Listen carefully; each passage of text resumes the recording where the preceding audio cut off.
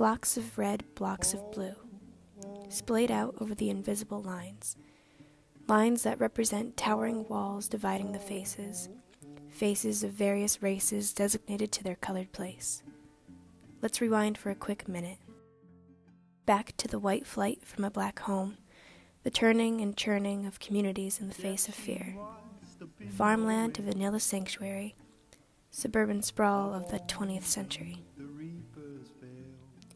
Baby boom, White House picket fence, cul-de-sacs with the Cadillacs, and utter lack of the color black. These divides remained faithful for a time. Harlem stayed black for a time. Times Square wasn't commercialized for a time.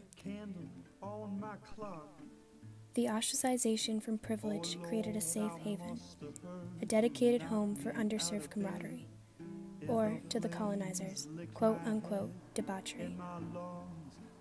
But then the tides turned. Waves of opportunity flooded back into the city boundaries. Young white professionals wanted to spend their 20s in studio amenities.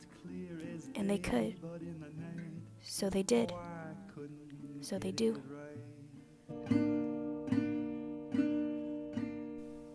The once low property value of black neighbors spiked with the entrance of the bird, those vultures disguised as white doves.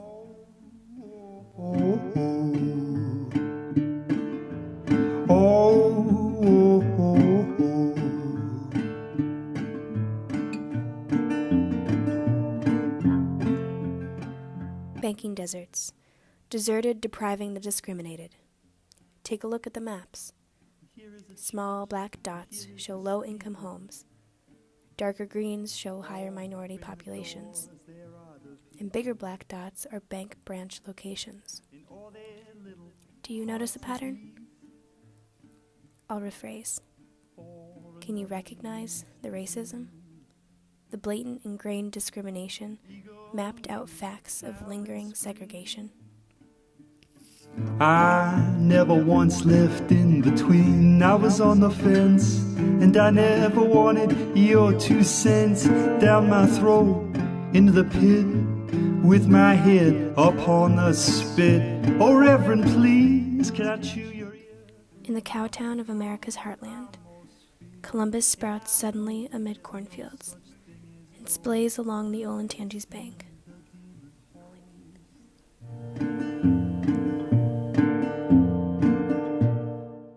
From North Linden to Clintonville, from the Bottoms to the Buckeyes, gentrification has truly established its superficial roots. Delving deeper into the Columbus scene, we see a millennial pink haze, that misty ignorance of bougie businesses, take microbreweries, ruining the economic accessibility of a project, humanizing alcoholic spirits, but treating locals like objects. Since when did craft beer override humanity? Have you looked down High Street? Dingy university bars, those leathered caves, replaced, bought, cleaned out, or boarded up. Knocked down and on top of ancient foundations a new revelation, what some call luxury, but the rest see as an introductory to gentrified reality. Farewell, affordability.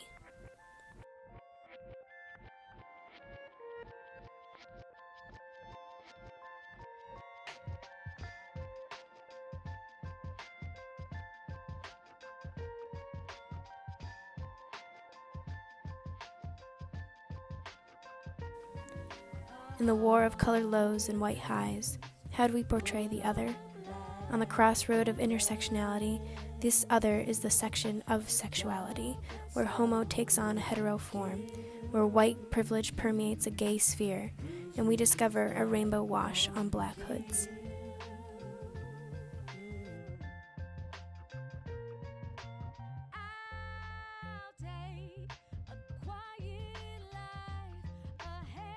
According to Delaney, cities used to contain teeming hotbeds of interaction, raunchy displays of satisfaction to catch the eye of all colors, all genders, all people.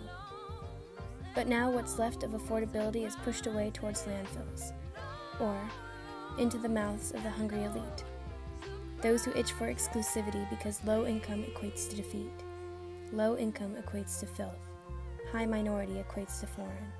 Together they equate to less than human, less than worth it, less than valid. No.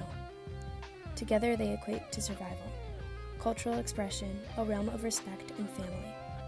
So, beat back against gentrification, fall away from these millennial norms, dismantle those blocks of red, blocks of blue. Be the demise of the gentrify.